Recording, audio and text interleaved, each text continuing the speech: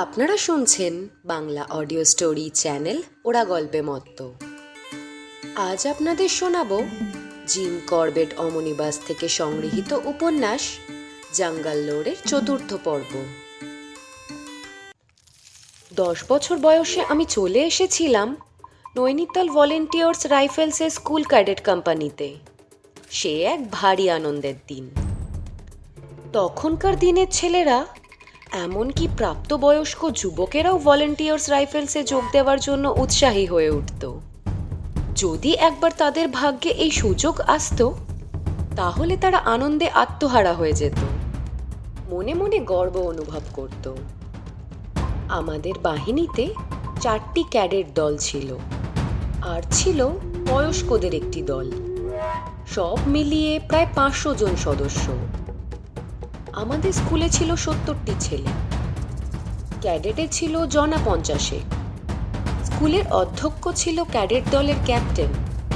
তিনি সারা জীবন সেনাবাহিনীকে সেবা করেছেন, তাই তার মনে একটা গোপন আকাঙ্ক্ষা ছিল যে তার ক্যাডেট সমস্ত বাহিনীর মধ্যে সবার সেরা হবে। এই জন্য তিনি প্রাণপাত করে পরিশ্রমও করতেন। সেই উদ্যম আমাদের কাছে মাঝে মাঝে প্রাণান্তকর হয়ে উঠত। আমাদের কুচকাওয়াজ হতো নৈনিতাল হ্রদের ওপরের দিকের ফাঁকা জায়গাটায়। সপ্তাহে 2 দিন করে স্কুলের মাঠে, আর একদিন অন্য 4টি দলের সঙ্গে ওই মাঠে সকলকে আসতে হতো। কুচকাওয়াজের সময় আমাদের দিকে সতর্ক নজর থাকতো ওই ক্যাপ্টেনের। সামান্যতম ভুলভ্রান্তিও তিনি সহ্য করতে পারতেন না। সেই ভুলের মাসুল গুনতে হতো স্কুলের ছুটির পর। 4 ফুট লম্বা একটা বেত হাতে নিয়ে 4 ফুট দূরত্ব থেকে তিনি আমাদের আঘাত করতেন। এমন আশ্চর্য ছিল যে তার নিশানা হয়তো গত সপ্তাহে শরীরের কোনো অংশে মেরে তিনি লাল দাগের সৃষ্টি করেছেন।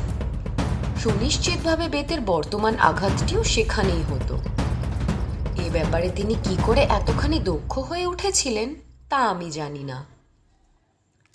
এই নির্ভুল নিশানার জন্য আমরা তার নামকরণ করেছিলাম অব্যর্থ লক্ষ্য ডিপ। ক্যাপ্টেনের নিশানার বিষয়ে আমরা অত্যন্ত সুনিশ্চিত ছিলাম। আমরা জানতাম 10 বারের পরিবর্তে 9 বার তিনি একই জায়গাতেই বেত মারবেন। এর জন্য আমরা মার্বেল, লাট্টু, পেন্সিল কাটার ছুরি, এমনকি ব্রেকফাস্টের বিস্কুট পর্যন্ত বাজি ধরতাম। অবশ্য নতুন কোনো ছেলেই এ ব্যাপারে বাজি ধরতে সাহস করত না, এবং অবশ্যম্ভাবীভাবেই সে এই বাজিতে হেরে যেত। অন্যান্য ক্যাডেট দলগুলি আমাদের দলটিকে সেরা বলে মানতে চাইতো না, তবে আমরা সাজ পোশাকে সবার সেরা সে কথা তারা মেনে নিতে বাধ্য হয়েছিল। অন্যান্য ক্যাডেটদের সঙ্গে কুচকাওয়াজে যোগ দেওয়ার আগে আমাদের সকলকে খুঁটিয়ে পরীক্ষা করা হতো। আমাদের চেহারা আর পোশাক দেখা হতো। কোথাও সামান্যতম ত্রুটি ক্যাপ্টেন সহ্য করতে পারতেন না। এমনকি শার্টের কলারে ধুলো লেগে থাকলেও তার সঙ্গে সঙ্গে ঝেড়ে ফেলতে হতো। এমনকি সামান্যতম ধুলোর আভাসও পরিষ্কার করতে হতো। নখের ভেতরেও সামান্য ময়লা থাকলেও তাও তিনি টেনে বার করতেন। নীল সার্চের কাপড় নিয়ে ইউনিফর্ম বানানো হতো, তাই ধুলোর সামান্য চিহ্ন স্পষ্ট দেখা যেত। আমাদের ড্রেসের এই কাপড়গুলো এত শক্ত যে কিছুতেই ছিঁড়ত না, তাই ছোট হয়ে গেলে সেগুলো আমরা অন্যদের দিয়ে দিতাম। এই গরম আর অস্বস্তিকর ইউনিফর্মের সঙ্গে পাল্লা দিয়ে মাথায় পরানো হতো হেলমেট। এটা তৈরি হতো ভারী নিরেট খনিজ পদার্থ দিয়ে। আমাদের কাছে এটা ছিল নির্যাতনের একটা অস্ত্র। হেলমেটে থাকতো একটা করে 4 ইঞ্চি কাঁটা। সেটার ভোঁতা দিকটা 1.5 ইঞ্চি বা 1 ইঞ্চির মতো হেলমেটের ভেতরে ঢুকে থাকতো, যাতে সেটা আমাদের আঘাত করতে না পারে, তাই কাগজ দিয়ে মুড়ে দেওয়া হতো। এই বস্তুটা মোক্ষমভাবে মাথা আঁকড়ে বসে থাকতো। শক্ত চামড়ার স্ট্র্যাপ দিয়ে থুতনির সঙ্গে এঁটে দেওয়া হতো। এইভাবে মাথায় লোহার শিরস্ত্রাণ পরে প্রচণ্ড রোদে 3 ঘন্টা কাটাতে হতো। এর ফলে রাতে সবার মাথা ধরত, পড়াশোনায় বিঘ্ন ঘটত। আর তার পরিণতিতে অন্য কোনো দিনের চেয়ে কুচকাওয়াজের দিনে সেই 4 ফুট বেদ অবাধে চলত। এইভাবে জীবনটা অত্যন্ত পরিশ্রমী হয়ে উঠেছিল। তবুও এই জীবনের মধ্যে যেসব আনন্দ ছিল সে কথা আজও মনে পড়ে আমার। একদিন মাঠের কুচকাওয়াজের পরিদর্শনে এক অফিসার এলেন। 1 ঘন্টা ধরে বন্দুক নিয়ে মার্চ করা হলো। তারপর আমাদের পুরো ব্যাটালিয়নকে মার্চ করিয়ে সুখাতালে রাইফেল রেঞ্জে নিয়ে যাওয়া হলো। সেখানে পাহাড়ের ঢালে বসতে হবে এমনই হুকুমনামা জারি হলো। এখানেও লক্ষ্যভেদীদের বুৎপত্তি পরীক্ষার জন্য একটি ভারী লোহার পাতকে লক্ষ্যবস্তু হিসেবে ঠিক করা হয়েছিল। সেটি পাকা বাঁধানো স্তম্ভের উপর দাঁড়িয়ে আছে। বুলেট লেগে লোহার পাতে যে শব্দ ওঠে তা শুনে বিশেষজ্ঞরা বুঝতে পারেন লক্ষ্যভেদ ঠিক হয়েছে কিনা, নাকি আশেপাশে কোথাও লেগেছে।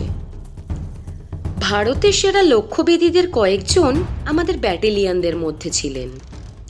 তারা ছিলেন আমাদের সকলেরই গর্ব। এরা বড়দের কাছেও উপাস্য দেবতা হিসেবে পূজিত হতো। এদের লক্ষ্যভেদ ক্ষমতা সম্পর্কে পরীক্ষার দিনে কেউ সংশয় প্রকাশ করলে হয়তো রক্তারক্তি ঘটনা ঘটে যেত। কিন্তু ভাগ্যিস ওনাদের গায়ে ইউনিফর্ম থাকতো।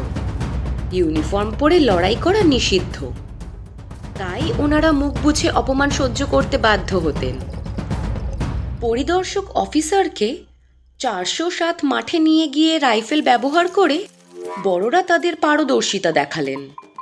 যাদের নিশানা সব থেকে ভালো তাদেরও নাম ফলাও করে ঘোষণা করা হলো। এবার ক্যাডারদের সারিবদ্ধভাবে মার্চ করিয়ে নিয়ে যাওয়া হলো। রেঞ্জ ছিল 500 থেকে 200 গজের মধ্যে। প্রত্যেক দল থেকে 4 জন করে সিনিয়র ক্যাডারদের বাছাই করা হলো। আমরা যারা ছোটরা তাদের ওপর হুকুম হলো যেখান থেকে গুলি ছোড়া হবে তার পেছনে অস্ত্রশস্ত্র নামিয়ে বসে থাকতে হবে। সেদিন 4 প্রতিযোগী দলের লক্ষ্যভেদ দেখার জন্য সকলের মধ্যে যে সে কি দারুণ উৎসাহ উদ্দীপনা। রাইফেল রেঞ্জে পারস্পরিক প্রতিদ্বন্দ্বিতার পারদমাত্রা চড়তে থাকে বলে মাঝে মধ্যে কটু মন্তব্য শোনা যাচ্ছে। এর মধ্যে দিয়েই প্রতিযোগিতা চলতে লাগলো। প্রত্যেক কোম্পানির অধিনায়ক কোম্পানির সেরা স্কোরারদেরকেই বেছে নিয়েছিলেন, তাই সকলেরই প্রায় একই রকমই ফলাফল দেখাচ্ছিল। হাড্ডাহাড্ডি লড়াই শুরু হয়ে গেল। প্রতিযোগিতা শেষে ফলাফল ঘোষিত হলো। প্রবল উত্তেজনার মধ্যে জানা গেল আমাদের দল 1 পয়েন্টের ব্যবধানে দ্বিতীয় স্থান পেয়েছে। যখন জানলাম প্রথম স্থান পেয়েছে যে স্কুল, তার ছাত্র সংখ্যা আমাদের 3 গুণ, তখন আমরা আনন্দে ফেটে পড়লাম। সকলের কাছে আমাদের সুনাম পৌঁছে গেল। আমাদের প্রতিযোগীরা যে কৃতিত্ব দেখিয়েছে তার জন্য সকলেই তাদের বাহবা জানালো। ফায়ারিং পয়েন্টের কাছে অফিসার এবং প্রশিক্ষকদের জটলার মধ্যে মেজর সার্জেন্ট ছিলেন। হঠাৎ দেখা গেল তিনি আমার নাম ধরে ডাকতে ডাকতে এগিয়ে আসছেন। আমি তার ডাক শুনে একেবারে চমকে উঠলাম। ভুল যে শুনিনি সে বিষয়ে আমার কোনো সন্দেহ ছিল না, কারণ ওনার গলার আওয়াজ 1 মাইল দূর থেকেও স্পষ্ট শোনা যায়। কি আবার অন্যায় করে ফেললাম কে জানে, বুকে ধুকপুকুনি শুরু হয়ে গেল। আমি একবার বলেছিলাম প্রতিপক্ষের গুলিটায় আমরা 1 পয়েন্টে হেরেছি, সেটা হয়তো তার আচমকা মনে লেগে গিয়েছে। এই কথা বলার জন্য আমাকে শাস্তি ভোগ করতে হবে কি? কথাটা শুনে কে একজন আমাকে চ্যালেঞ্জ জানিয়েছিল সামনাসামনি লড়াই করার জন্য। এই মন্তব্যের জন্য কি কঠিন শাস্তি আমার ভাগ্যে লেখা আছে কে জানে। করবেট, করবেট চিৎকার করতে করতে মেজর সার্জেন্ট সামনের দিকে এগিয়ে চলেছেন। গাক গাক করে শব্দ শোনা যাচ্ছে। চারদিক থেকে সকলেই আমাকে ক্রমাগত সামনের দিকে যাবার জন্য হুকুম দিচ্ছে। ক্ষীণ গলায় আমি বললাম, ইয়েস স্যার। সার্জেন্ট তখনই ধমকে উঠে কারাবাইন নিয়ে হাজির হওয়ার জন্য হুকুম করলেন। আমরা যারা প্রতিযোগিতায় ছিলাম না তাদের ওপর আদেশ করা হয়েছিল তারা যেন অস্ত্রশস্ত্রগুলো গুছিয়ে রাখে। সেখান থেকে 200 গজ দূরে একটা স্তূপে কারাবাইনটা রাখা ছিল। দৌড়ে গিয়ে কারাবাইনটা বের করতেই স্তূপটা মাটিতে ছড়িয়ে পড়ল। আমি গুছিয়ে রাখতে যাচ্ছি, অমনি সার্জেন্ট মেজর বলে উঠলেন, ওগুলো অমনিই থাক, তুমি এখনই আমার কাছে চলে এসো। আমি দৌড়ে এগিয়ে গেলাম। তিনি বন্দুক বগলে তুলে মার্চ করে ফায়ারিং পয়েন্টে যাবার হুকুম দিলেন। বলা হলো, shoulder arms rights and quick March. আমার অবস্থা তখন একেবারে একটা ছোট্ট মেয়ে শাবকের মতো। এক্ষুনি তাকে বদ্ধভূমিতে আনা হয়েছে।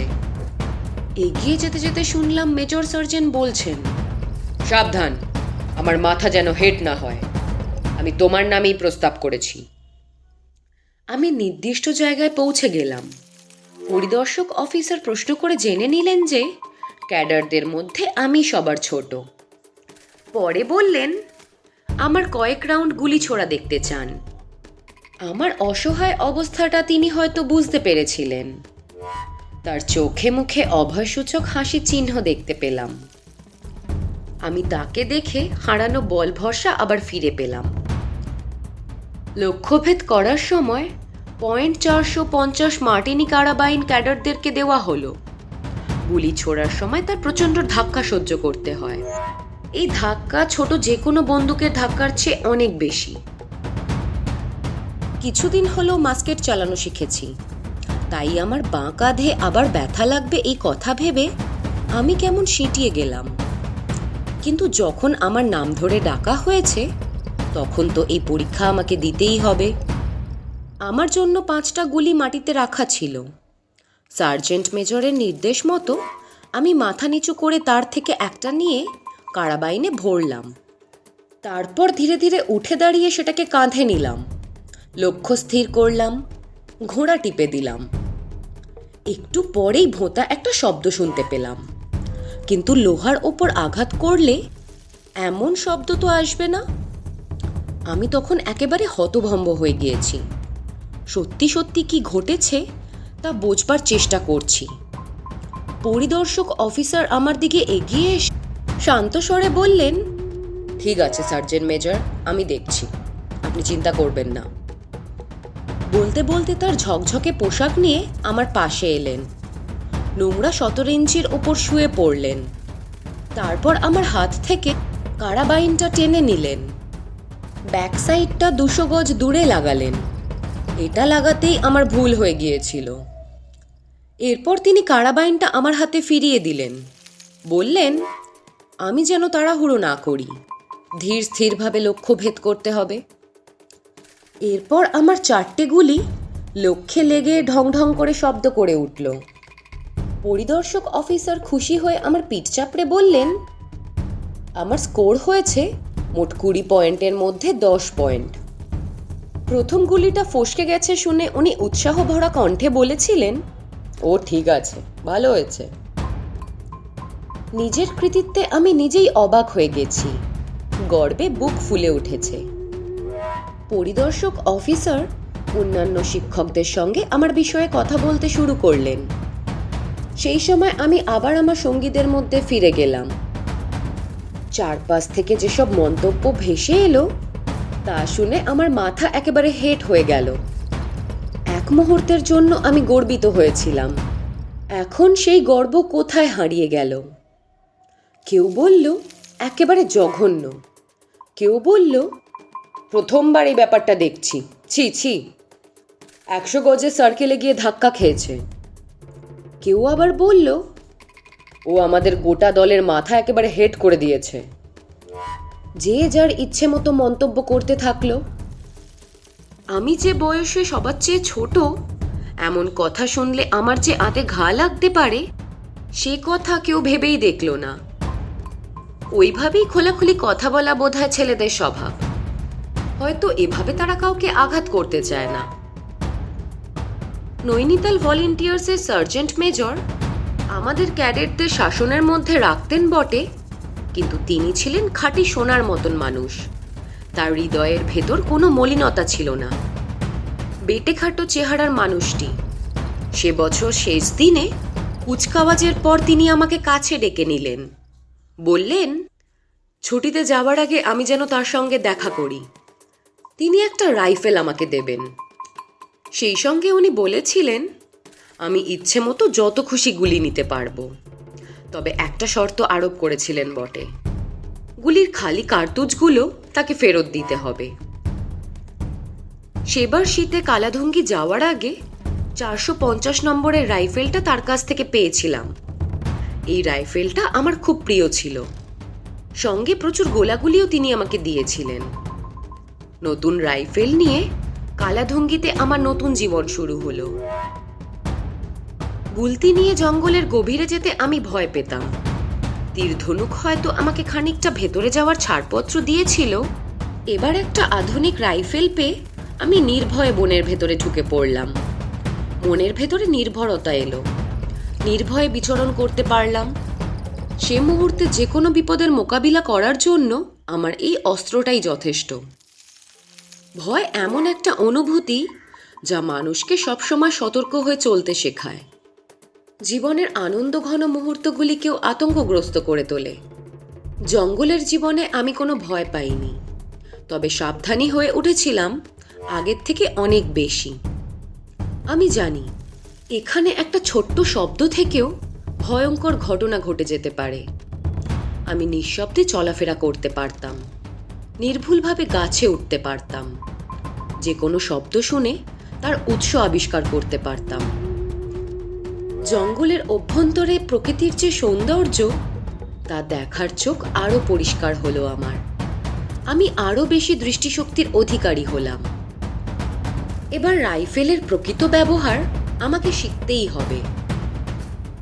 একটা কথা মনে রাখতে হবে, তা হলো দৃষ্টিশক্তির নিয়ন্ত্রণ আয়ত্ত না হলে জঙ্গলের ভেতরে চলাফেরা করা উচিত নয়। তাহলে যে কোনো পদক্ষেপ বিপজ্জনক হয়ে উঠতে পারে। মানুষের দৃষ্টি ক্ষমতার পরিধি হলো 180 ডিগ্রি। এই দৃষ্টি ক্ষমতা নিয়ে কি মানুষ যে কোনো বিষাক্ত ভয়ঙ্কর জন্তুর মোকাবিলা করতে পারে? জঙ্গলে যখন তখন বিষাক্ত সাপের আবির্ভাব ঘটতে পারে। সেই সাপটা আবার অন্য কারোর হাতে আহত রক্তাক্ত হতে পারে। তার মানে গোটা পরিস্থিতির ওপর আপনার এমন নিয়ন্ত্রণ থাকবে যাতে কোনো কিছু আপনার চোখের বাইরেই না যায়।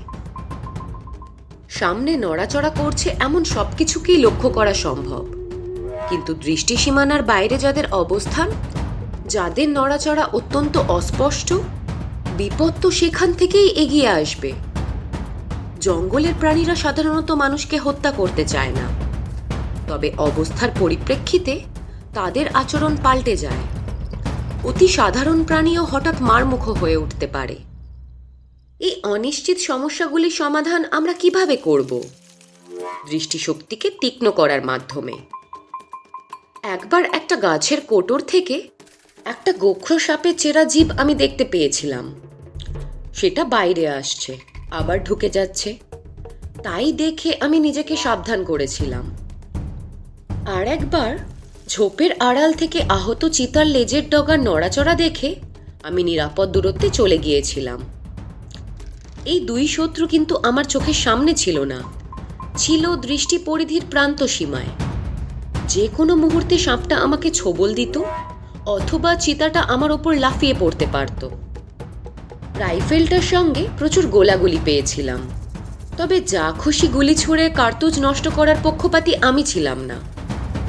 আমি যখন গাদা বন্দুকটা ব্যবহার করতে শুরু করি, তখন থেকেই বারুদের সঞ্চয়ে আমি মন দিয়েছিলাম। বনমোরগ আর ময়ূরের ওপরেই আমার অভ্যাসটা সীমাবদ্ধ রাখলাম। এতে গুলি অপচয়ের সম্ভাবনা ছিল খুবই কম। তাছাড়া এই পাখিগুলি ছিল আমাদের দৈনন্দিন আহারের বিষয়।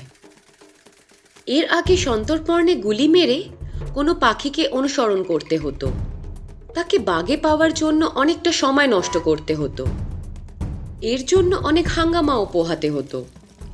অবশ্য আমি তাতে কখনোই বিরক্ত বোধ করিনি। আসলে জঙ্গলের ভেতর যতক্ষণ থাকা যায় ততক্ষণই মুক্তি, এ কথা আমি বিশ্বাস করতাম। এবার আমার হাতে 450 নম্বর রাইফেল এসে গেছে। এখন আমি যে কোনো জায়গায় দাঁড়িয়ে ইচ্ছে মতো গুলি ছুড়তে পারবো। যেখানে আমি ভয়ে প্রবেশ করতে পারতাম না, সেখানে নির্ভয়ে প্রবেশ করে শিকার করতে লাগলাম। কালাধুঙ্গি রোডের গায়ে গোলাবাড়ির চত্বর নামে একটা অঞ্চল ছিল।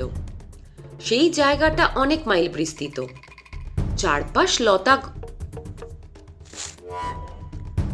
চারপাশ লতা আর ঘন গাছপালায় ঢাকা। এখানে যেমন অগণিত মোরগ ছিল, তেমন ছিল বাঘ। এত বেশি বন মোরগ আমি অন্য কোথাও দেখতে পাইনি। কয়েক বছর পরে এক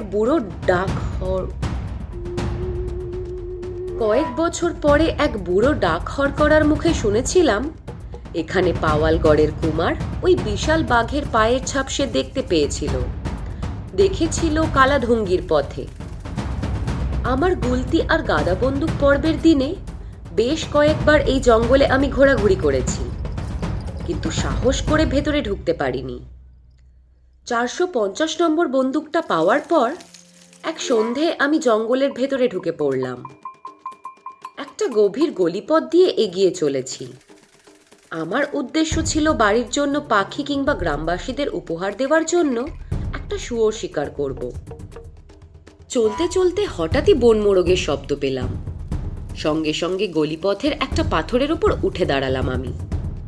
মাথা তুলে দেখলাম এক ঝাঁক বনমোরগ শুকনো পাতা আঁচড়ে খুঁটে খুঁটে খাবার খেতে খেতে আমার দিকেই এগিয়ে আসছে। দলটাকে পথ দেখিয়ে নিয়ে আসছে এক বুড়ো মোরগ। পুরো পেখম তুলে ধরেছে সে। পেছনে কোনো শক্ত জিনিস না রেখে কখনো আমি কোনো পাখিকে গুলি করতাম না। সামনের বুড়ো মোরগটাকে লক্ষ্য করতে থাকলাম। রাইফেলের ঘোড়ায় হাত রেখে অপেক্ষা করলাম। আমার উদ্দেশ্য ছিল কোনো একটা গাছের সঙ্গে এক লাইনে মোরগটা এলে সঙ্গে সঙ্গে গুলি ছুড়ব। এমন সময় গলিপথের বাদিকে কি যেন খসখসানির শব্দ শুনতে পেলাম। ঘাড় ঘুরিয়ে তাকালাম। দেখি একটা চিতা পাহাড় থেকে লাফাতে লাফাতে আমার দিকেই নিশ্চিত এগিয়ে আসছে। গোটা রাস্তাটা আমার থেকে 200 গজ ওপরে পাহাড় অতিক্রম করে চলে গেছে। আমি বুঝতে পারলাম রাস্তায় কিছু একটা দেখে চিতাটা ভয় পেয়েছে। ও হয়তো গা ঢাকা দেওয়ার জন্যই এমনভাবে প্রাণপণে দৌড়াচ্ছে। চিতার সাড়া পেয়ে বনমোরগের পুরো ঝাঁকটা ডানা ঝটপটিয়ে গাছের ওপরে উঠে গেল। তার মানে চিতাটা এখন নিজেকে নিয়ে ব্যস্ত, আমার উপস্থিতি টের পায়নি। সে সোজা দৌড়ে এসে গলিপথটার সামনে দাঁড়ালো। তার মানে আমার দূরত্ব মাত্র 15 ফুট। 15 ফুট চওড়া গলিপথটার ডান দিকে 8 ফুট আর বাঁ দিকে 12 ফুট খাড়াই পাড় আছে। আমি এখন যে পাথরের ওপর বসে আছি সেটা ডান দিকের পাড়ের থেকে 2 ফুট উঁচু, তাই চিতাটা আমার থেকে একটু উঁচুতেই দাঁড়িয়ে আছে। গলিপথের ধারে এসে চিতাটা পেছন ফিরে তাকালো। এই সুযোগে আমি রাইফেলটা কাঁধে তুলে নিলাম, তার বুকে নিশানা করলাম। যে মুহূর্তে সে মুখ ফেরাতে যাবে সঙ্গে সঙ্গে ট্রিগার টিপে দিলাম। কালো বারুদের ধোঁয়ায় চারপাশ আচ্ছন্ন হয়ে গেল। হঠাৎ চোখে পড়ল চিতাটা আমার মাথার ওপর দিয়ে লাফ দিয়েছে। একটু পরে সেটা আমার পেছনে গিয়ে ধপ করে পড়ল। পাথরের ওপর তার শরীরের ভার ছেড়ে দিল। আমার পোশাকে রক্তের ছিটে লাগলো। রাইফেলের নির্ভুল নিশানা সত্ত্বেও চিতাটা মরল না কেন? তবে রক্তের পরিমাণ দেখে আমি স্পষ্ট বুঝতে পারলাম যে তার জখমটা গুরুতর হয়েছে। রক্ত দেখে ক্ষতের স্থানটা নির্ণয় করার মতো অভিজ্ঞতা তখনও আমার হয়নি। তাছাড়া রক্ত চোখে পড়লেও আঘাতটা কতটা মারাত্মক তা বুঝবো কেমন করে? তীব্র অস্বস্তির মধ্যে ভাবলাম এখন চিতাটাকে অনুসরণ করতে হবে, এটাই বোধহয় সঙ্গত চিন্তা। পালিয়ে গিয়ে সে কোনো গুহা বা ঝোপের আড়ালে লুকিয়ে পড়লে আর তাকে খুঁজে বের করতে পারবো না। আমি রাইফেলে গুলি ভরে রক্তের দাগ ধরে এগিয়ে চললাম। আমার সামনে সমতল ভূমি। 150 গজ মিলে আর একটা সমতল জমিতে গিয়ে পড়েছে। খাড়াই পাহাড়ের ধারে অনেকগুলো বড় বড় পাথর আছে, আছে বিচ্ছিন্ন ঝোপঝাড়। অনুমান করলাম চিতাটা হয়তো পাথরের আড়ালে আশ্রয় নিয়েছে। রক্তের দাগ ধরে সাবধানে পায়ে পায়ে লাফিয়ে পাহাড়ের গা বেয়ে বেয়ে নামতে শুরু করলাম। মাঝামাঝি পর্যন্ত নামতেই প্রায় 20 গজ দূরে একটা পাথরের পেছনে চিতাটার লেজ দেখতে পেলাম। পেছনের একটা পাও চোখে পড়ল। আমি নিঃশ্বাস বন্ধ করে দাঁড়িয়ে থাকলাম। এগিয়ে যাওয়ার আগে ভালোভাবে বুঝতে হবে চিতাটা বেঁচে আছে নাকি মরে গেছে। কিছুক্ষণের মধ্যেই চিতাটার পাটা সরতে শুরু করলো। তার মানে ও এখনো মরেনি, কিন্তু লেজটা একইভাবে রয়েছে। তার মানে চিতাটা বেঁচে আছে, কিন্তু আহত ও রক্তাক্ত। তবে তার গোটা শরীরটা পাথরের আড়ালে থাকায় সে কেমন আছে তা বুঝতে পারলাম না।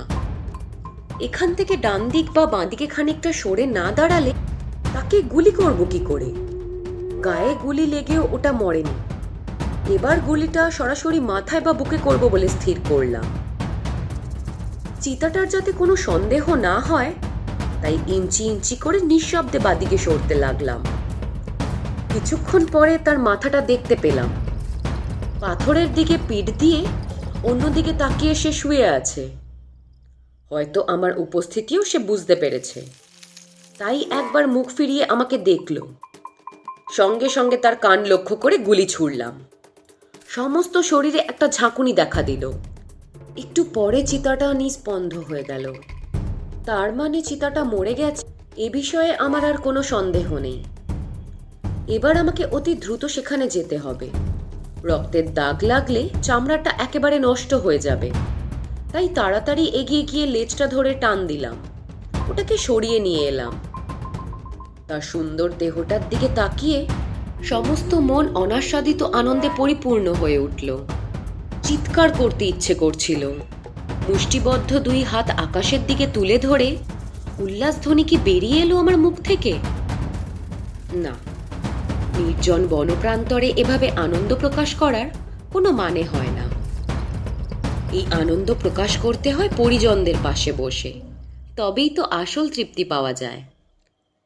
এই প্রথম আমি একটা জলজ্যান্ত চিতাকে শিকার করেছি। ভবিষ্যতে হয়তো আরও অনেক প্রাণীকে আরও রোমাঞ্চকর অভিযানের মাধ্যমে শিকার করব, কিন্তু এই স্মৃতি আমি ভুলব কেমন করে? এই অনুভূতি সঠিকভাবে বর্ণনা করাও আমার পক্ষে অসম্ভব। পাহাড় থেকে চিতাটা নেমে আসা থেকে শুরু করে তার গুলিবিদ্ধ শরীরটা টেনে নিয়ে আসা পর্যন্ত ছায়াছবির মতো ঘটনাগুলো পরপর ঘটে গেছে। আমি একবারের জন্য এতটুকু বিভ্রান্ত হইনি। আমার হাত এক মুহূর্তের জন্যও কাঁপেনি। সাফল্যের আনন্দের পাশাপাশি একটা বিপদের কথাও আমার মনে পড়ল। যদি চিতাবাঘটা লাফিয়ে উঠে আমায় ডিঙিয়ে না গিয়ে সরাসরি মাথায় আঘাত করত, তাহলে কি হতো? এই কথা মনে আসার সঙ্গে সঙ্গে সমস্ত শরীর অজানা আতঙ্কে থরথর করে কেঁপে উঠল আমার। আমি বেশ বুঝতে পারলাম এই আতঙ্কের কম্পনের মধ্যে একদিকে যেমন আনন্দ আছে, অন্যদিকে আছে তেমনই উত্তেজনা। বাড়িতে নিয়ে গিয়ে চিতাটা সবাইকে দেখাতে হবে, না হলে আমি শান্তি পাবো না। কিন্তু সেটাকে তুলবো কেমন করে? আমি বারংবার চেষ্টা করলাম, কিন্তু মৃত চিতা যে এত ভারী হতে পারে তা আমার জানা ছিল না। কিন্তু যে করেই হোক তাকে টানতে টানতে বাড়ি পর্যন্ত নিয়ে যেতেই হবে। রাইফেলটা নামিয়ে রাখলাম। গলিপথ থেকে কতকগুলো রক্তকাঞ্চনের লতা সংগ্রহ করলাম। সেগুলো ভালো করে পাকিয়ে পাকিয়ে একটা শক্ত দড়ি বানালাম। তারপর চিতাটার চারটি পা একসঙ্গে বেঁধে ফেললাম। এবার মনে হচ্ছে সেটাকে টানতে টানতে অনায়াসেই নিয়ে যেতে পারবো। উবু হয়ে বসে তার পাগুলো ফাঁক করে তোলবার ব্যর্থ চেষ্টা করলাম। কিছুতেই তাকে দাঁড় করানো সম্ভব হলো না। শেষ পর্যন্ত ভাবলাম, না, চিতাটাকে এইভাবেই ফেলে রাখতে হবে। কিছু ডালপালা ভেঙে নিয়ে এসে চিতার মৃতদেহটা চাপা দিলাম। তারপর দৌড়ে চললাম বাড়ির দিকে। 3 মাইল পথ যে আমি কিভাবে পার হয়েছিলাম তা বলতে পারবো না। হাঁফাতে হাঁফাতে বাড়ি পৌঁছে সকলের কাছে আমি আমার এই বীরত্বপূর্ণ অভিযানের কথা বললাম। ঘটনাটার বিবরণ দিলাম সংক্ষেপে। আমার কথা শুনে সবাই আনন্দে উত্তল হয়ে উঠল। আর দেরি করতে চায়নি কেউ। কোথায় কি হবে কে জানে। কয়েক মিনিটের মধ্যেই ম্যাগি আর দুজন জোয়ান চাকর সঙ্গে নিয়ে আমরা গোলাবাড়ি চত্বরের পথে ছুটতে শুরু করে দিলাম। প্রকৃতির রাজ্যে সামান্য ভুলের জন্য কঠিন থেকে কঠিনতর শাস্তি পেতে হয়। নতুন শিকারীর ক্ষেত্রে এই শাস্তির পরিমাণ হয় আরো মারাত্মক। আমি জানি না আমার অজ্ঞতা আমাকে দায়বদ্ধ করবে কিনা। সেদিন কিন্তু প্রকৃতি দেবী আমার শাস্তি বিধান করেননি। তা না হলে চিতার সঙ্গে এই প্রথম দেখাই হতো, তার সঙ্গে আমার শেষ দেখা, এক শেষ সংঘাত। আমি যা ভুল করেছিলাম তা নিয়ে চিন্তা ভাবনা করা দরকার। আমি যখন চিতাটার দিকে গুলি ছুঁড়েছিলাম তখন সে আমার থেকে উঁচুতে দাঁড়িয়েছিল। ইচ্ছে করলে সে লাফিয়ে আমার ঘাড়ে পড়তে পারত। এটা তার কাছে ছিল খুবই সহজ কাজ। আক্রমণ না করেও যদি সে পা ফসকে আমার ঘাড়ে পড়ত তাহলেও আমি সেই ভার সহ্য করতে পারতাম না। ভাগ্যের জোরেই এবার বেঁচে গেছি। আমার মাথার উপর না পড়ে সে আমাকে ডিঙিয়ে পেছনে পড়েছে। প্রথম শিকারের উত্তেজনায় আর একটা ভুল করেছিলাম। কোথায় মারলে এক গুলিতে জন্তুটা মরে যাবে সে সম্পর্কে আমার কোনো প্রাথমিক জ্ঞান ছিল না। আমি চিতাটার বুকে গুলি করার চেষ্টা করেছিলাম। যদি একটুখানি লক্ষ্যভ্রষ্ট হতো তাহলে কি হতো? আহত চিতাটা দ্বিগুণ উৎসাহে আমার উপর ঝাঁপিয়ে পড়ত। আসলে শিকারী হিসেবে তখনও পর্যন্ত আমার সাফল্যের খাতায় তেমন কোনো আঁচড় কাটা হয়নি। গাদা বন্দুক দিয়ে একটা চিতল হরিণ শিকার করেছিলাম। 450 রাইফেলে 3টে শুয়োর আর একটা হরিণ, এই ছিল আমার তখনকার মতো মোট শিকারের সংখ্যা। শুয়োরগুলো আর হরিণগুলোকে একটা গুলিতেই মেরেছিলাম। তাই ভেবে চিতাটাকেও এইভাবেই এক গুলিতে ঘায়েল করা সম্ভব হবে। উত্তেজনার বশে এটাই আমার ছিল মারাত্মক ভুল। চিতাটাকেও যে এক গুলিতে মারা যায় এই আসল তথ্যটা আমি অনেক দিন পর জেনেছিলাম। যাক বাবা, এ ভুলের মাসুল আমাকে দিতে হয়নি বলে আনাড়ি শিকারীকে বোধহয় ভগবান ক্ষমা করেছিলেন। আরও জেনেছিলাম মারাত্মকভাবে জখম হয়েও নড়াচড়া করার ক্ষমতা থাকা পর্যন্ত গুলিবিদ্ধ চিতা হঠাৎ লাফিয়ে ওঠে। তখনও সে প্রচণ্ড গতিতে সামনের দিকে ছুটে আসতে পারে। আহত হওয়া মাত্রই চিতা কিন্তু শিকারীকে আক্রমণ করে না, পরিস্থিতিটা বোঝবার চেষ্টা করে, তারপর শিকারীর ওপর ঝাঁপিয়ে পড়তে চায়। বুকে গুলি করার বেশ কয়েকটা নজির এখানে তুলে ধরছি। প্রতিটি ঘটনার অন্তরালেই একটা তারতম্য রয়ে গেছে। আমাদের গ্রামের গরু মোষগুলো অনেক সময় কালাধঙ্গির জঙ্গল থেকে মঙ্গোলিয়া খাট্টায় চড়তে যায়। একবার একটা ভয়ঙ্কর চিতা একটার পর একটা গরু বাছুর মারতে শুরু করলো। তাই সেটাকে নিকেশ করার জন্য শীতকালে জঙ্গলের মধ্যে তাঁবু ফেললাম। আমার সঙ্গে ম্যাগি ছিল। একদিন সকালে ব্রেকফাস্টের সময় একটা পুরুষ চিতলের ডাক আমার কানে এলো। শব্দ শুনে বুঝতে পারলাম চিতার হাতে একটা চিতল মারা গেছে। এই সুযোগটা আমাকে কাজে লাগাতেই হবে। 275 রাইফেল নিয়ে বেরিয়ে পড়লাম। ম্যাগি তাঁবুর মধ্যে ছিল। তাঁবুর 400 গজ দূর থেকে শব্দটা আসছিল। কান উঁচু করে আমি দিক নির্ণয় করলাম। পশ্চিম দিকটাই শব্দের উৎস, কিন্তু সেদিকে যাব কেমন করে? সেখানেই বেতঝোপ আর জলা জায়গা। বেতঝোপের ভেতর দিয়ে পা ফেলে এগোনো সম্ভব হয় না। ঘুরে গিয়ে দক্ষিণ দিকে এগিয়ে গেলাম। দেখলাম গোটা 50 হরিণ আর এক হরিণী একটা ফাঁকা জায়গায় দাঁড়িয়ে আছে। তারা সবাই ভয়চকিত দৃষ্টিতে ঝোপটার দিকে তাকাচ্ছে। ফাঁকা জমি আর বেতঝোপের মাঝামাঝি রয়েছে একটা জলাভূমি। তার মধ্যে বেশ কিছুটা জায়গায় ঘাস জন্মেছে। ভালো করে লক্ষ্য করতেই চোখে পড়ল 60 গজ দূরে ফাঁকা জমিতে এখনো চিতাটা দাঁড়িয়ে আছে। একটা পুরুষ চিতলকে জমিতে টানবার চেষ্টা করছে। আমি যেখানে দাঁড়িয়েছিলাম সেখান থেকে আরও কাছে গেলে চিতলগুলোর নজরে পড়ে যাওয়ার সম্ভাবনা। আমাকে দেখে চিতলগুলো যদি ডাকতে শুরু করে তাহলে চিতাটা পালিয়ে যাবে। এখন আমি তাহলে কি করব? চিতলের ডাক শুনে চিতাটা সতর্ক হবে। জঙ্গলে সঙ্গে সঙ্গেই যে কোনো সমস্যার সমাধান করতে হয়, তাই আমি আর এগোবার চেষ্টা না করে সেখানেই বসে পড়লাম। ভারী চিতলটাকে টানতে গিয়ে চিতাটার বেশ কষ্টই হচ্ছিল। ক্লান্ত হয়ে একসময় চিতলটাকে সে ছেড়ে দিল। আমার দিকে মুখ করে তাকালো একবার। তার সমস্ত শরীরটাকে দেখতে পেলাম। আমি মনে মনে তৈরি হয়ে আছি, আগের থেকে আরো অভিজ্ঞ হয়ে উঠেছি।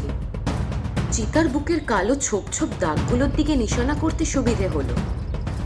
চোখ তুলে ট্রিগার টিপে দিলাম। সঙ্গে সঙ্গে চিতাটা শূন্যে লাফিয়ে উঠল, তারপর মাটিতে পড়ে ঘাস জমির মধ্যে ঢুকলো। আমি পায়ে পায়ে এগিয়ে চললাম। ঘাস জমিতে রক্তের দাগ রয়েছে। এখানকার ঘাসগুলো কোমর সমান উঁচু। রক্তের দাগ ধরে সেদিকে এগিয়ে যাওয়া বৃথা চেষ্টা। একটা গাছ থেকে ডালপালা ভেঙে এনে মরা চিতলটাকে ভালোভাবে ঢেকে দিলাম।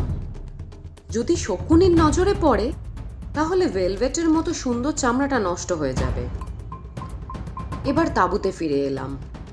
ব্রেকফাস্ট সেরে 4 জন লোককে নিয়ে আবার বেরিয়ে পড়লাম। যেখান থেকে চিতাটাকে গুলি করেছিলাম সেখানে গিয়ে পৌঁছলাম। একজন আমার কাঁধে হাত দিয়ে আমার দৃষ্টি আকর্ষণ করলো ঘাস জমিটার দিকে।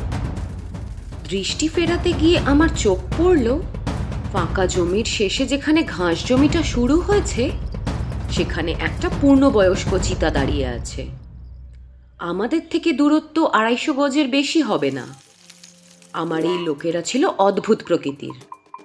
আমাদের সঙ্গে যখন তাঁবুতে থাকতো তখন কাজের জন্য কোনো পারিশ্রমিক নিত না, এমনকি টাকা দিতে চাইলে নিজেদের অপমানিত বোধ করত। কিন্তু জঙ্গলের মধ্যে এলে আমি এদের মধ্যে একটা অদ্ভুত বাজির ব্যবস্থা করতাম। আমি বলতাম যে আগে শিকারের সন্ধান দিতে পারবে তাকে আমি একটা পুরস্কার দেব। কিন্তু কি অবাক কাণ্ড, পুরস্কারের টাকা যত নগণ্যই হোক না কেন সেটা পাবার জন্য তাদের মধ্যে প্রতিযোগিতা শুরু হয়ে যেত। এ মুহূর্তে 2 জন একই সাথে চিতাটাকে দেখেছে বলে দাবি করলো। আমি কিন্তু কোনো ঝগড়ার মধ্যে গেলাম না। আমি তাদের হাতে পুরস্কারের টাকাটা তুলে দিলাম। এই সময় চিতাটা মুখ ফিরিয়ে আমাদের দিকে হাঁটতে শুরু করলো। আমি সঙ্গে সঙ্গে চোখের ইঙ্গিতে সঙ্গীদের বললাম ওরা যেন নিচু হয়ে বসে পড়ে। চিতাটার হাঁটার ভঙ্গি দেখে বুঝতে পারলাম এটা হলো সেই আহত চিতাটার জোড়া। নিশ্চয়ই কৌতূহলী হয়ে দেখতে এসেছে তার সঙ্গী এতক্ষণ ফিরছে না কেন, কি শিকার করছে সে। আমাদের থেকে 100 গজ দূরে ঘাস বনের বুকে চিতলটা পড়েছিল। ঘাসের গুচ্ছের ফাঁক দিয়ে তার মৃতদেহটা স্পষ্টই দেখা যাচ্ছে। চিতাটা সেখানে একটুখানি দাঁড়ালো। এই সুযোগে আমি তাকে স্বচ্ছন্দে গুলি করতে পারতাম, কিন্তু আগেই একটা চিতাকে বুকে গুলি করে আহত রক্তাক্ত অবস্থায় রেখে এসেছি। আবার শত্রু বাড়িয়ে কি লাভ, তাই সুনিশ্চিত না হয়ে গুলি করলাম না। চিতলটা ডালপালা দিয়ে ঢাকা আছে। চিতাটা সন্দেহজনক চোখে সেদিকে একবার তাকালো, তারপর চারপাশে সতর্ক দৃষ্টি বুলিয়ে মৃতদেহটার দিকে এগিয়ে গেল। এই সময় তার একটা পাট আমার বন্দুকের আওতার মধ্যে এসে গেল। কখন গুলি ছুড়লে তুমি সব থেকে ভালো ফল পাবে সেটা তোমাকেই স্থির করতে হবে। আমি বুঝলাম এখনই আঘাত করতে হবে। সঙ্গে সঙ্গে তার বাঁ কাঁধে সামান্য নিচে লক্ষ্য স্থির করে ট্রিগারটা টিপে দিলাম। গুলি লাগতেই চিতাটা পড়ে গেল। ঝাঁকুনি লাগলো সমস্ত শরীরে। তারপর স্তব্ধ হয়ে গেল সে। কাছে গিয়ে দেখলাম তার দেহে প্রাণ নেই। সঙ্গে যেসব লোকেরা ছিল তাদের নির্দেশ দিলাম বাঁশে বেঁধে আগে চিতাটাকে তাঁবুতে রেখে আসতে, পরের বার এসে ওরা চিতলটাকে নিয়ে যাবে। সঙ্গে সঙ্গে ওরা কাজে নেমে পড়ল। কোমর সমান ঘাস জমিতে ঢুকে পড়লাম। এবার আহত চিতাটার সন্ধান করতে হবে। শিকারের কয়েকটা অলিখিত নিয়ম আছে। তার মধ্যে সব থেকে আগে যে নিয়মটা মনে রাখতে হয় সেটা হলো আহত প্রাণীকে খুঁজে বের করে মারতে হবে, না হলে সে তোমার থেকে বড় শত্রুতে পরিণত হবে। মাংসাশী প্রাণীর ক্ষেত্রে এই নিয়মটা ভালোভাবে পালন করা উচিত। অবশ্য বিভিন্ন শিকারী নিজের মতো করে এই নিয়মটা পালন করে থাকে। হাতি নিয়ে আহত পশুকে খুঁজে বের করার কাজটা অপেক্ষাকৃত সহজ, আর যারা পায়ে হেঁটে আহত জন্তুর সন্ধান করে তাদের প্রতি মুহূর্ত মৃত্যুর সঙ্গে লড়াই করতে হয়, ঝুঁকির জীবন কাটাতে হয়। অবশ্য এক্ষেত্রে একজন শিকারী তার নিজের অভিজ্ঞতাই প্রয়োগ করবে। তারা এই মাংসাশী প্রাণীর জ্বালা যন্ত্রণা দূর করার জন্য নিজের উত্থাপিত পদ্ধতির সাহায্য নেবে।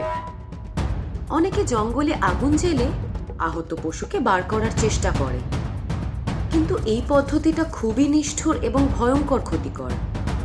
এর ফলে অনেক নিরীহ জন্তুর মৃত্যু হয়। অনেকে প্রাণ ভয়ে ছুটতে গিয়েও হার্ট ফেল করে মরে। গাছগাছালিরও ব্যাপক ক্ষতি সাধন হয়। নিজের অহংকার বোধের জন্য এমন কাজ তাই কখনোই করা উচিত নয়। আহত পশুটা যদি চলাচলের শক্তি হারিয়ে ফেলে, তাহলে হয়তো অনেক দূরে গিয়ে মরবে। ততদিন পর্যন্ত তাকে ওই ক্ষতের যন্ত্রণা সহ্য করতে হবে। অবশ্য এতে আমারই বা কি করার আছে? আর আহত পশু যদি নড়াচড়ার ক্ষমতা হারিয়ে ফেলে, তাহলে জঙ্গলে আগুন লাগলে সে জীবন্ত পুড়ে মারা যাবে। লম্বা ঘাসের মধ্যে দিয়ে রক্তচিহ্ন অনুসরণ করে একটা মাংসাশী প্রাণীকে তাড়া করা কি সোজা কথা? প্রতি মুহূর্তে বিপদের সম্ভাবনা আছে। ঝুঁকি এড়াবার জন্য আমি এসব ক্ষেত্রে রক্তচিহ্ন না দেখে হেলে পড়া ঘাসের চিহ্ন দেখে বোঝার চেষ্টা করি আহত প্রাণীটা ঠিক কোন দিকে গেছে। এই পদ্ধতি প্রয়োগ করে আমি বেশিরভাগ ক্ষেত্রেই সফল হয়েছি। তারপর চতুর্দিকে সন্তর্পণে দৃষ্টি মেলে 1 ইঞ্চি করে এগোতে থাকি। প্রতি মুহূর্তে আমাকে আশঙ্কার মধ্যে থাকতে হয়, কারণ আহত প্রাণী যদি সামান্যতম শব্দ শুনতে পায়, তাহলে সে সতর্ক এবং সচকিত হয়ে ওঠে। সে বুঝতে পারে কোন শিকারী তার এই দশা করেছে। দ্বিগুণ উৎসাহে তৎক্ষণাৎ সে সেই শিকারীর ওপর ঝাঁপিয়ে পড়ে। আক্রমণ যদি নাও করে, তবু তককে তককে থাকে। শিকারী সামান্য অসাবধান হলেই তার ওপর ঝাঁপিয়ে পড়বে বলে। এই সময় একটা ঢিল বা কাঠের টুকরো কিংবা একটা টুপি ছুঁড়ে প্রাণীটাকে আকৃষ্ট করা সম্ভব হয়। সঙ্গে সঙ্গে আহত পশুটা ওই কাঠের টুকরো কিংবা টুপিকে আক্রমণ করবে। তখন তাকে গুলি ছুঁড়ে শেষ করতে হবে। অবশ্য এক্ষেত্রে নির্ভুল নিশানা থাকা দরকার। আহত মাংসাশী প্রাণী বিরক্ত হয়ে গর্জন করলেও তারা ঘাস জমির মধ্যে লুকিয়ে থাকে, আত্মপ্রকাশ করতে চায় না। হয়তো তাদের মনের মধ্যে একটা ভয় কাজ করে। ইতিমধ্যে সে একবার আহত হয়েছে, নিজেকে প্রকাশ করে আরও আহত হয়ে কি লাভ? যদি কোনো শিকারী ঘাস বনের মধ্যে গুলি চালাতে পারে, তাহলে এই পদ্ধতি প্রয়োগ করা তার পক্ষে উচিত হবে। আর যদি কেউ সেইভাবে গুলি চালাতে পারদর্শী না হয়, তাহলে তার কখনোই ঝুঁকি নেওয়া উচিত হবে না। ঘাস জমিতে চলার সময় ঘাসকে আন্দোলিত করার মতো বাতাস যদি না থাকে, তাহলে সামনে এগিয়ে চলতে হবে। এলোমেলো বাতাস বইলে সেখানে যাওয়া উচিত নয়। মঙ্গোলিয়া খাট্টায় আমি লোকজনদের কাজ বুঝিয়ে দিলাম। তারপর রক্তচিহ্ন ধরে ঘাস জমির মধ্যে ঢুকে পড়লাম। তখন বাতাস বিশেষ জোরে বইছিল না, তাই ভাবলাম ভেতরের দিকে এগোতে হবে। গুলি ভরা রাইফেলটা আরেকবার পরীক্ষা করে নিলাম। জঙ্গলে এই রাইফেলই হলো আসল বন্ধু। এবার সন্তর্পণে সামনের দিকে পা বাড়ালাম। পেছন থেকে শীষের শব্দ কানে এলো। ফিরে তাকিয়ে দেখলাম আমার লোকজন মৃত চিতাটাকে ঘিরে দাঁড়িয়ে আছে। আমাকে তারা হাতছানি দিয়ে ডাকছে। তৎক্ষণাৎ তাদের কাছে ফিরে গেলাম। ওরা আমাকে ইশারা ইঙ্গিতে দেখালো চিতাটার গায়ে 3টে গুলির গর্ত আছে। বাঁশের সঙ্গে বাঁধতে গিয়ে ওগুলো ওদের নজরে পড়েছে। পা কাঁধের পেছনের গর্তটা পরীক্ষা করে বুঝতে পারলাম এই আক্রমণেই চিতাটা মারা গেছে। অন্য 2টি গর্তের মধ্যে একটি বুকের ঠিক মাঝখানে, অন্যটি লেজের গোড়া থেকে 2 ইঞ্চি দূরে। পরীক্ষা করে বুঝতে পারলাম এই পথে গুলিটা বেরিয়ে গেছে। এরপরে আর আহত চিতার অনুসন্ধান করতে হবে না। ঘাসের জঙ্গলে ঢুকতে হবে না, তার আর প্রয়োজন নেই। কিন্তু এই ঘটনাটার কথা মনে পড়লে আজও অনুশোচনায় আমার সমস্ত মন ভরে ওঠে। প্রাণান্তকর আঘাত সহ্য করে, প্রাণহানির আশঙ্কা উপেক্ষা করে চিতাটা কেন তার মৃত খাদ্যের কাছে ফিরে এসেছিল? সন্তানদের জন্য খাবারের সন্ধানের তাগিদে? এই ব্যাপারটা জানতে পেরে আমি তীব্র অনুশোচনায় দগ্ধ হয়ে তার ছোট ছোট শিশুদের সন্ধানে মগ্ন থেকেছি, কিন্তু বাচ্চাদের কোনো সন্ধান পাইনি। জানি না তারা না খেতে পেয়ে মরে গেছে কিনা। চিতা শিশুরা অল্প বয়স থেকেই ছোট ছোট পাখি, ইঁদুর, ব্যাঙ এসব খাদ্য সংগ্রহ করার চেষ্টা করে। আজও আমি মনকে এই বলে প্রবোধ দিই, নিহত চিতা মায়ের বাচ্চারা নিশ্চয়ই নিজেরাই নিজেদের খাদ্য সংগ্রহে উপযোগী হয়ে উঠেছিল। হতে পারে খাবার সংগ্রহের বয়সেই তারা তাদের মাকে হারিয়েছিল। জানি না কোনো অভিজ্ঞ শিকারীর কাছে আমার এইসব কথাবার্তা একেবারে অবাস্তব বলে মনে হবে কিনা। তবে আমি এটুকু জানি, অভিজ্ঞ শিকারীরা প্রশ্ন তুলতে পারেন, ঘাস জমিতে ঢোকার আগে রাইফেলটা গুলি ভরা এবং চালু আছে কিনা তা নতুন করে কেন পরীক্ষা করেছিলাম? এর অন্তরালে কি যুক্তি লুকিয়ে আছে? তারা যুক্তি দেখাবেন, কয়েক মিনিট আগেই আমি গুলিবিদ্ধ যে চিতাটার কাছে এগিয়ে গিয়েছিলাম তার মৃত্যু সম্পর্কে তখনও পর্যন্ত নিশ্চিত ছিলাম না।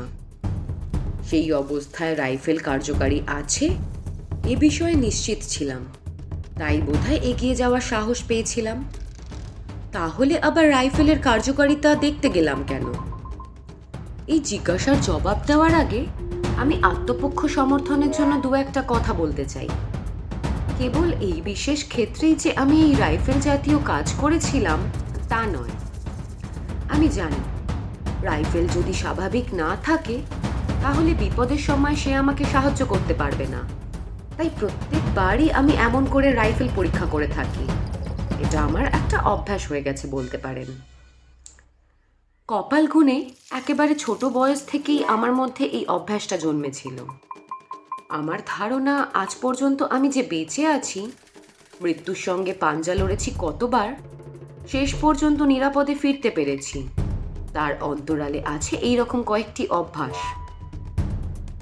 মোকামা ঘাটে আমার কর্মক্ষেত্রের কথা আমার ভারত বইতে উল্লেখ করেছি। তার থেকে কিছুটা অংশ আপনাদেরকে শোনাবার লোভ এ মুহূর্তে সংবরণ করতে পারছি না। সেখানে কর্মরত থাকার সময় দুই বন্ধুকে কালাধুঙ্গিতে নিমন্ত্রণ করে নিয়ে এসেছিলাম। সিলভার আর ম্যান ভারতে সবে এসেছে। জঙ্গলে শিকারের কোনো অভিজ্ঞতাই তাদের ছিল না, কিন্তু তাদের মনে আকাশ ছোঁয়া ঔৎসুক্য। যে করেই হোক শিকারের অভিজ্ঞতা তাদের সঞ্চয় করতেই হবে। ওরা যেদিন পৌঁছলো তারপর দিন হলদুয়ানি রোড ধরে বেরিয়ে পড়লাম। মাইল 2 এগিয়ে যাওয়ার পর রাস্তার ডান দিক থেকে আভাস পেলাম একটা চিতা হরিণ মারছে। বন্ধুরা একেবারেই অনভিজ্ঞ মানুষ, তাদের নিয়ে চিতাটাকে অনুসন্ধান করা উচিত হবে না। তাই ঠিক করলাম একজনকে সঙ্গে নেব, আরেকজনকে বলবো মৃত জন্তুটার কাছের গাছে উঠে বসে থাকতে। কে সঙ্গে যাবে আর কে বসে থাকবে এই ব্যাপারটা ওরা নিজেদের মধ্যে লটারি করে স্থির করবে। সিলভার 500 ডিবি রাইফেল এনেছিল। ম্যানের সঙ্গে ছিল এসপি ব্যাক পাউডার রাইফেল, দুটোই অবশ্য ধার করে আনা। আমার সঙ্গে ছিল 275 ম্যাগাজিনের একটা রাইফেল। তিনটির মধ্যে সিলভারের অস্ত্রটা ছিল সব থেকে আধুনিক। তাছাড়া তার বয়সও ছিল কিছুটা বেশি। এইসব বিবেচনা করে ম্যান খেলোয়াড়ি মনোভাবের পরিচয় দিয়ে লটারিতে সম্মত হলো না। অগত্যার কি করা যায়? বিপদের ঝুঁকি নিয়ে আমি ওদের দুজনকেই সাথে করে এগিয়ে গেলাম মারিটার সন্ধানে।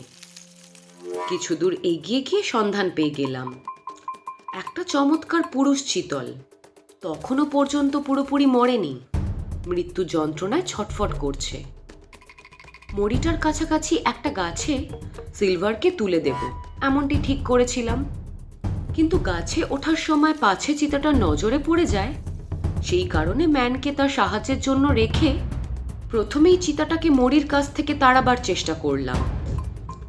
খাওয়ার ভঙ্গি দেখে বুঝতে পারলাম চিতাটা অত্যন্ত ক্ষুধার্ত, তাই মরির কাছ থেকে তাকে তাড়াতে যথেষ্ট কষ্ট স্বীকার করতে হলো।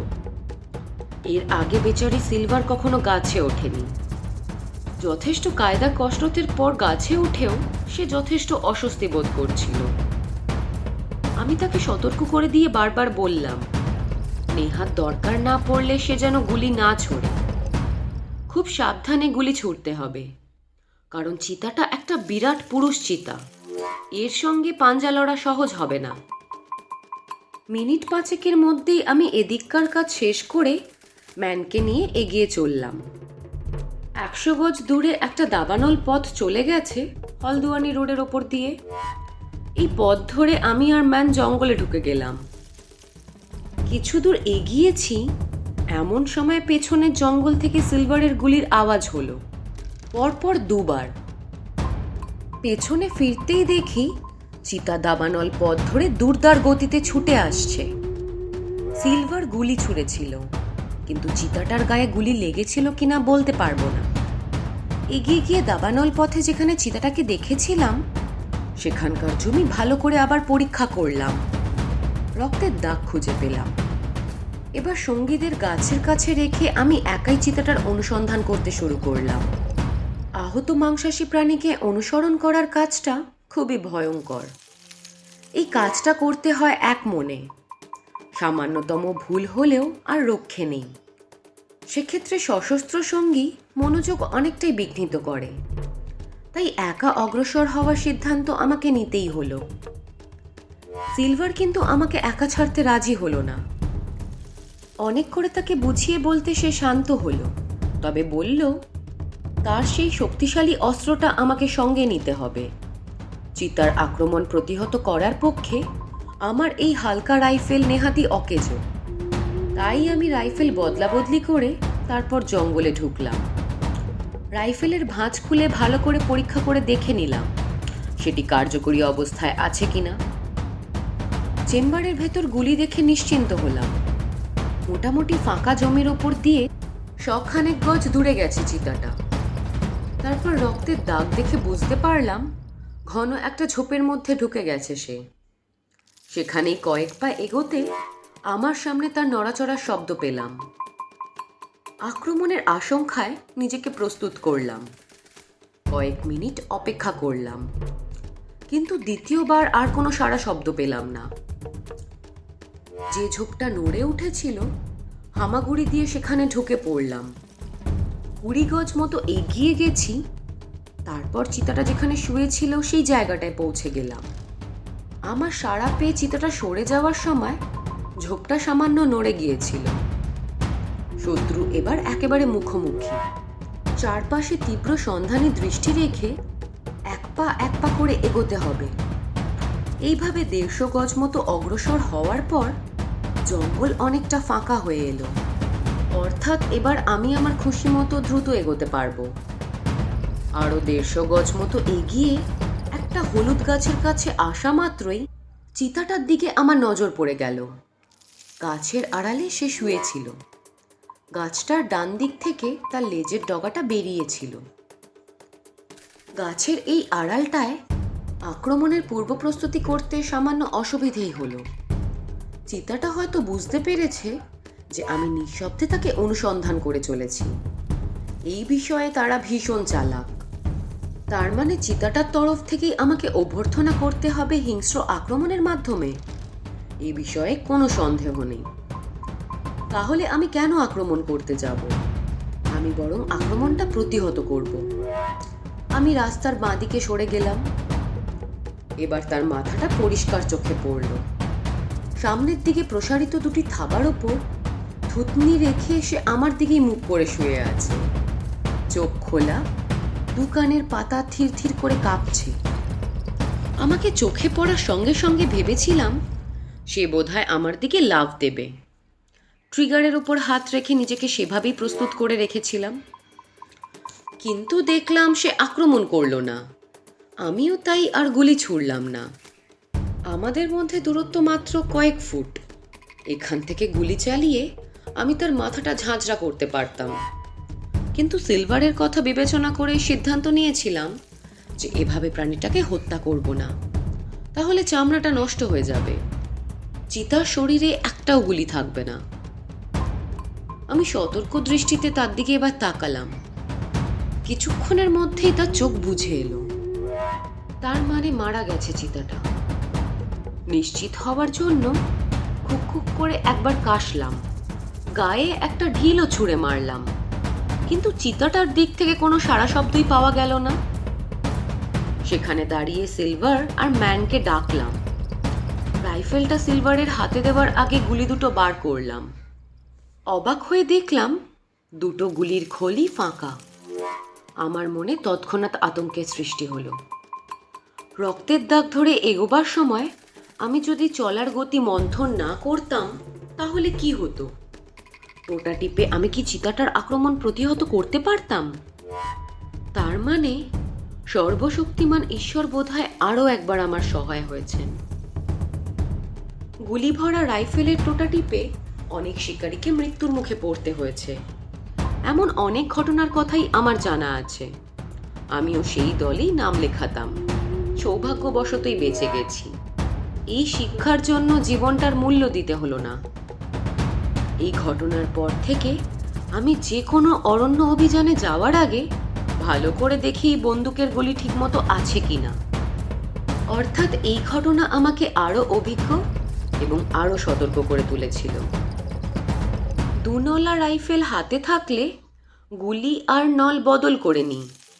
এক নলা নল হলে গুলিটা বের করে বোর ঠিকমতো কাজ করছে কিনা সেটা দেখে নিই। তারপর গুলিটা যথাস্থানে রেখে দিই।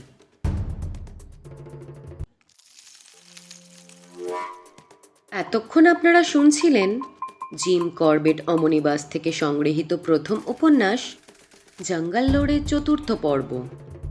উপন্যাসটি সামান্য দীর্ঘ হওয়ার দরুন উপন্যাসটিকে মোট ৮টি পর্বে বিভক্ত করে পাঠ করা হয়েছে। বাকি পর্বগুলিও এই চ্যানেলে খুব শীঘ্রই আসতে চলেছে। এই উপন্যাসের প্রত্যেকটি পর্ব শুনতে চাইলে এক্ষুনি চ্যানেলটি সাবস্ক্রাইব করে পাশে থাকা অল বেল বাটনটি ক্লিক করতে ভুলবেন না। এর ফলে এই চ্যানেলে আসতে থাকা সমস্ত গল্পের আপকামিং নোটিফিকেশন সময় মতো আপনাদের কাছে পৌঁছে যাবে। ভুল ত্রুটি মার্জনীয়। সবাই সঙ্গে থাকবেন, গল্পে থাকবেন। ধন্যবাদ।